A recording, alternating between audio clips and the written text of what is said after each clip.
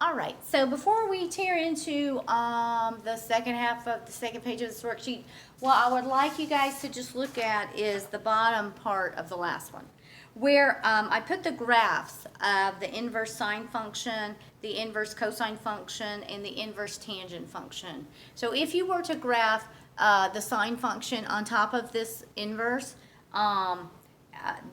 the between negative pi over 2 and pi over 2, you would see that it reflects across that line y equals x. But more importantly, or not more importantly, but what I would really like you to focus on right now in this graph is at the bottom, they gave you the domain and the range of each of these graphs. So for sine inverse, it is a function, and its domain is negative 1 to 1, and its range is negative pi over 2 to pi over 2. So this, I'm going to draw the unit circle right here. Okay, so in radians, this is 0, and this is pi, and this is pi over 2, and this is 3 pi over 2. But we're going to think of our unit circle in terms of inverse functions. So they say the sine inverse the range of it will be between negative pi over 2 and pi over 2. So they're talking in terms of negative angles. So that's different. Let's see. This would not be 3 pi over 2. If we went this way, that's negative pi over 2. Negative pi over 2. So right here, let's talk about our three functions. Sine and sine inverse. The range of it is between here and here. This is the sine inverse of x. So we want to pay attention to that, because when we give our answers to the sine inverse of something is always going to fall between this negative pi over 2 and pi over 2. That's how we have to give our answers. It says that the cosines, the range of cosine is between 0 and pi. Well, where is 0 and pi? Okay, let me do that in green. Cosine is between here and here. The inverse cosine is between 0 and pi. That's how we're going to give our answers. It's going to be somewhere between there. Okay. Then for tangent, again, it says it's between negative pi over 2 and pi over 2, but don't include the endpoints. So tangent inverse of x is also in that same category. So as we start to do these, that will become clear. Okay. So this is one thing I still want to talk about, is that the domain of a function is the range of the inverse, and the range of a function is the domain of its inverse, how they work flip-flop. Okay, so what that means is typically at the top of this sheet I say in general you have a trig function, and so I put an actual trig function in there. In general, you take the trig function, or the sine of an angle. You take the sine of an angle is what goes in that blank. And what comes out is some number, a value, just a value. So on your worksheet, I didn't write sine, I wrote trig function. So you could write sine or cosine or secant or tangent, but a trig function is of an angle and the output is a value. Well, for inverse sine, you take the inverse sine not of an angle, but of a value. Of a value. And what you get out is its input, which was an angle. So you see that the domain and the range are switched up between a function and its inverse. The second thing I want to address real quick is sometimes how the new notation. The new notation. If you've never seen this before, I wanted to make this very clear. Sine inverse of x is what this reads. This reads sine inverse of x, or the inverse sine of x. This does not equal to 1 over the sine of x. This right here, no, that's nonsense. That's no good. Not that. This is some new notation. It's kind of like way back when you learned that maybe the f of x reads f, a function of x. That does not mean f times x. It's the same thing. We're introducing a new notation right now. Okay, so that's one thing. The second thing is, so let me just erase this. I don't even want you to get that in your mind at all. This reads the sine inverse of x. It has nothing to do with the reciprocal, okay? Nothing.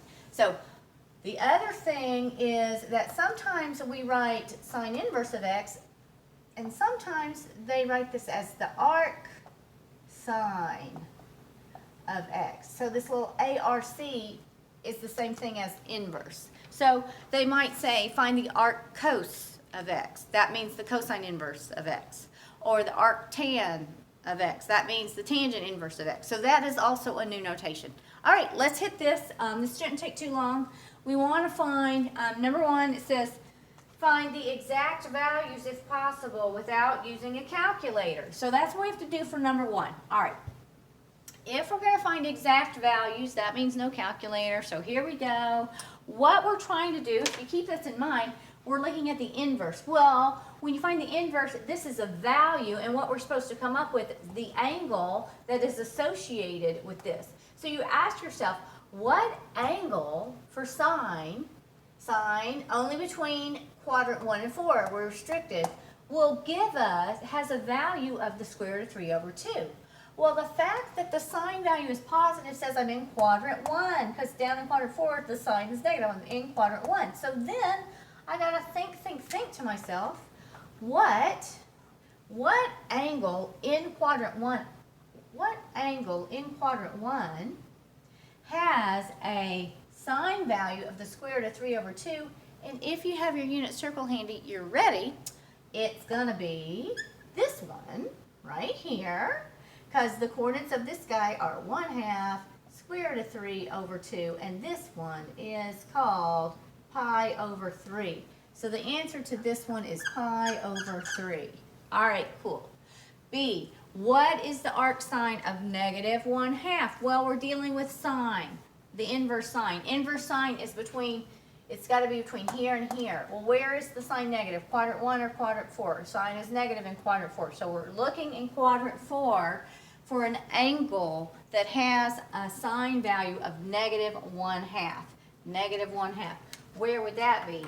That one is going to be right here. And if you have your unit circle, you're ready. All right. So this angle right here. And what is this angle right here? This is 11 pi over 6.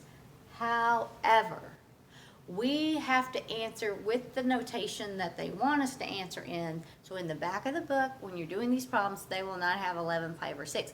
They will have where it's supposed to be. They've defined this to be negative pi over 2 to pi over 2. So we have to speak in negative angles. How much of this is, this is equivalent to negative, it's negative, it's coterminal with negative pi over 6. So that's what I'm going to call this answer. Negative pi over 6 is how that one goes. All right, let's look at C. The sine inverse of sine, f of f inverse of x, just produces the x. So what I get out of here, the sine inverse of the sine of 1.2 is just 1.2. They just completely undid each other. We're done right there. All right, D. I'm going to come back to D in just a second. Let's look at E real quick. The sine inverse of the sine of 3 pi over 4. All right.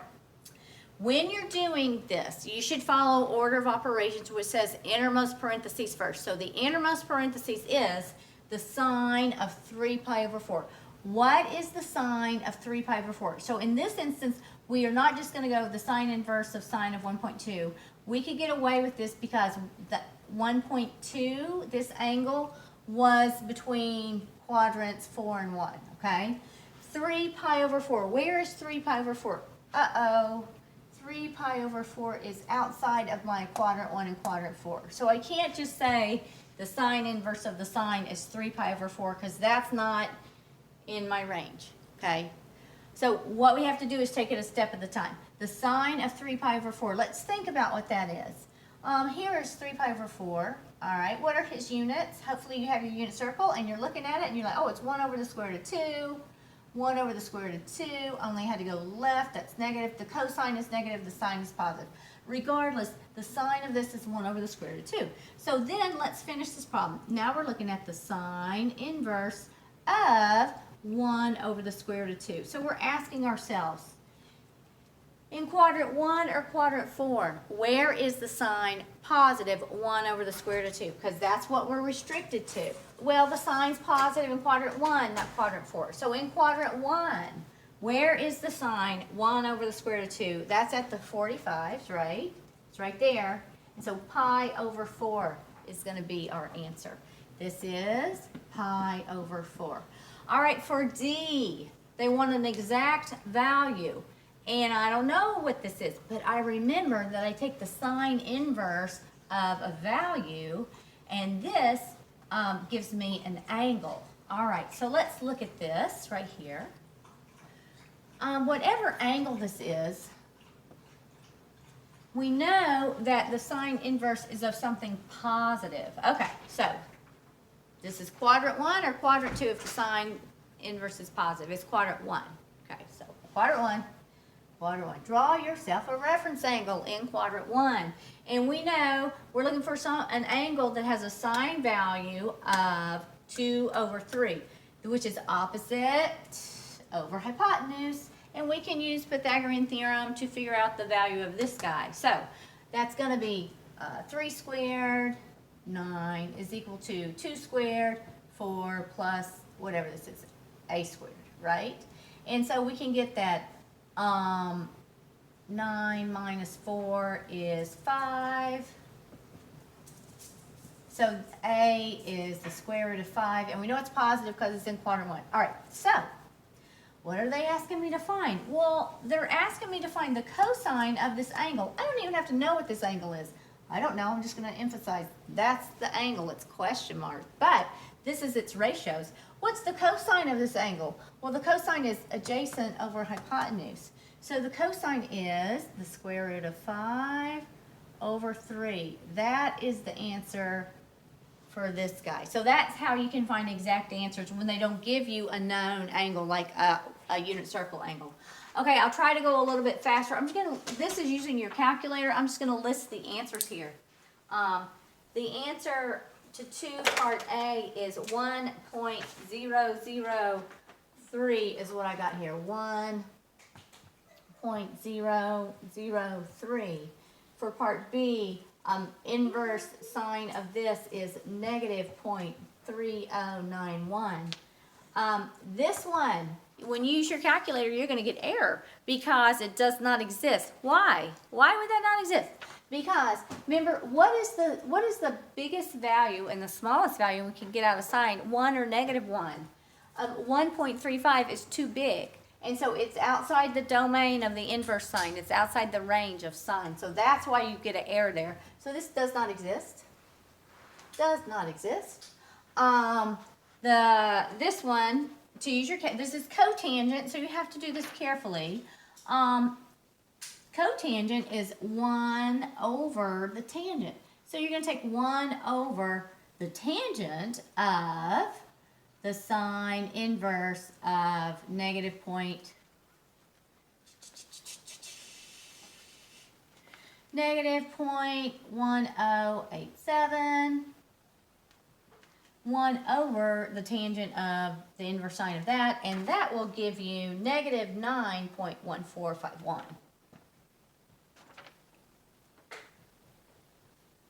All right, the inverse sine of 2 with your calculator is 1.146. 1.1416. Okay, number 3. Now we're looking at cosine inverse. For cosine, we use quadrant 1 or quadrant 2 to answer, okay? The cosine is positive in quadrant 1, negative in quadrant 2. The cosine inverse of 1/2, that's a positive value. You ask yourself, where is in the cosine positive in quadrant 1, not quadrant 2, so we're looking in quadrant 1, okay? So then we say, we ask ourselves, what angle gives me a cosine value of 1/2 in quadrant 1? And so that is going to be, let's see, 1/2, it's going to be right here. And this one is pi over 3. So the answer to this is also, this is pi over 3. The arc cosine of negative square root of 3 over 2.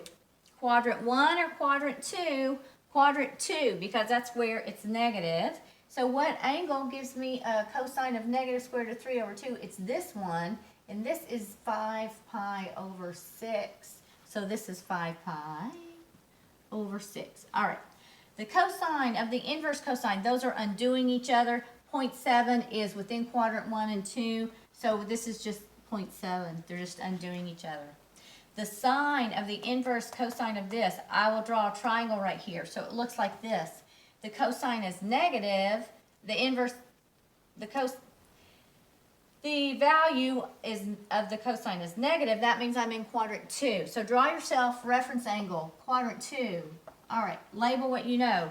The cosine is 1 over 3, or negative 1, adjacent, over hypotenuse, 3. So Pythagorean theorem, 3 squared is equal to negative 1 squared plus b squared. 9 minus 1 is 8. This is going to be the square root of 8. Square root of 8 is positive because we're in quadrant 2. Now, I can answer this. What is the sine of the angle that yields this? Here's my question mark. I don't even know what this one is. But I know that the sine of it is opposite square root of 8 over hypotenuse. All right, that's that one. Now, we have to be a little careful here. We can't just, like on C, say the inverse cosine of cosine is just going to be this only because 5 pi over 4 is over here. That's outside of the range for cosine. So we have to do it a step at the time. What is the cosine of 5 pi over 4? Well, 5 pi over 4 is here, right? This is 4 pi over 4, 5 pi over 4. So these are 1 over the square root of 2, 1 over the square root of 2, but they're both negative because they're in quadrant 3. So the cosine is negative 1 over the square root of 2. So you have to ask yourself, negative 1 over the square root of 2. Where is the cosine, negative 1 over the square root of 2, in quadrant 1 or 2? Well, it's negative, so it's in quadrant 2. Where in quadrant 2 is the cosine, negative 1 over the square root of 2?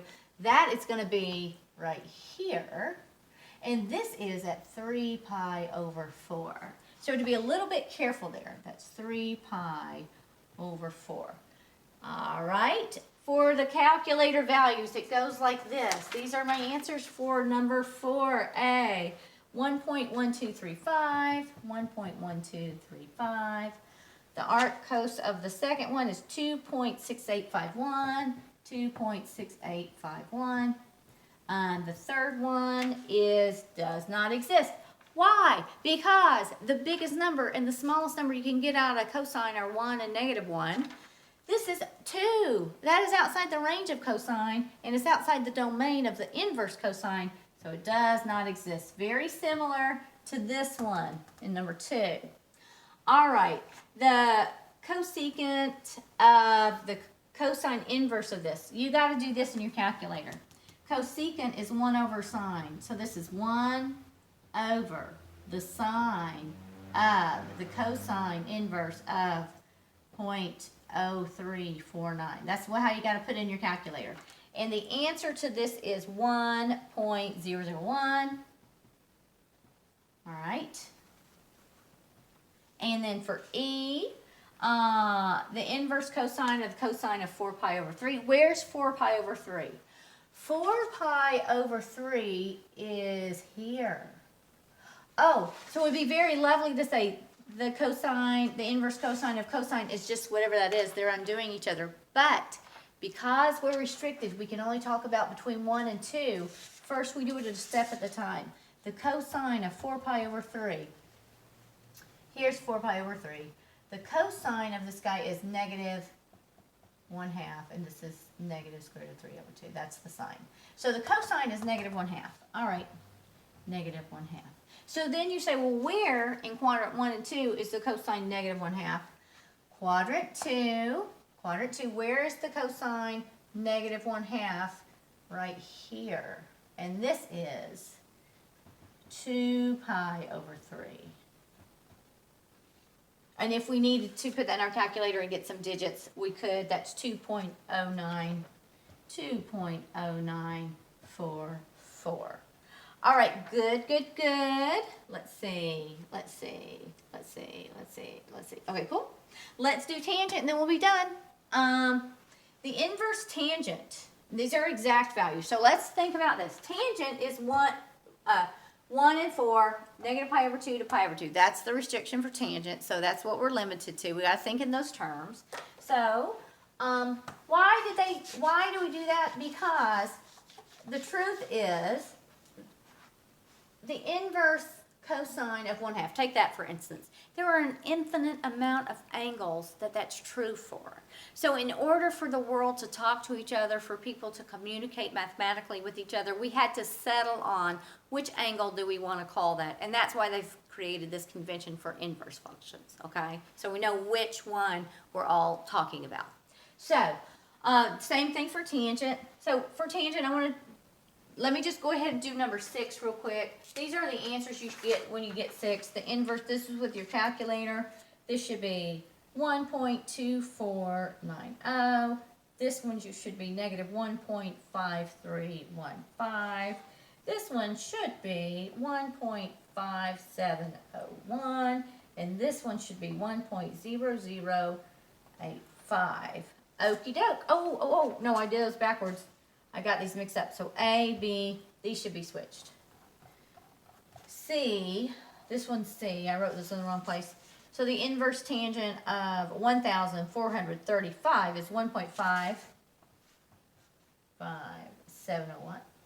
And then D, the secant, and you got to do the same thing. Secant is 1 over cosine like we did in the others, is equal to 1.0085. All right, good. Now, let's do these tangent ones, and then we'll be all done. Inverse tangent. We know we're looking in either quadrant 1 or quadrant 2. What tangent gives us, has a value of negative 1 over the square root of 3? So whenever I have tangents, I think in terms of sine and cosine. And when I look at my unit circle, I know they're over 2. So I'm going to think of this as the tangent inverse of negative 1 over 2 over the square root of 3 over 2. I divided the numerator and the denominator by 2, which is legal. And these values I will see. So what I'm looking for is where on the unit circle is the sine 1/2 and the cosine square root of 3 over 2, because tangent is sine over cosine. So it's negative. It's going to be negative in quadrant 4. So where is the sine 1/2 and the cosine square root of 3 over 2? It's right here. And so this is, what are the coordinates? The coordinates are negative square root of 3 over 2, 1/2. Tangent is sine over cosine 1 over square root of 3, and it's going to be negative. And this angle is 11 pi over 6, but we have to call it out this way, so it's going to be negative pi over 6. That's how we have to do that one. The answer to this is negative pi over 6. All right, this is a value, negative 1.2. That is within this range right here. So I'm free to say the tangent inverse of the tangent is just that value, just like that, because that's in between negative pi over 2 and pi over 2. Tangent of pi, pi is not in between these two, right? Pi is way over here. So I have to take this one. This is one I got to be careful about. I can't just say it's pi, because that's not in the range of the inverse function. So what is the tangent of pi? Well, this is the point negative 1, 0. The cosine is negative 1, the sine is 0. So the tangent of pi is sine over cosine, 0 divided by negative 1, which is 0. So you ask yourself, where between negative pi over 2 and pi over 2 is the tangent 0? Is the sine 0 and the cosine a number? And that's going to give you this answer right here. At the angle 0, the coordinates are 1, 0. The sine is 0. The cosine is 1. The tangent is 0. So this is going to be the angle 0. And that is inverse trig functions.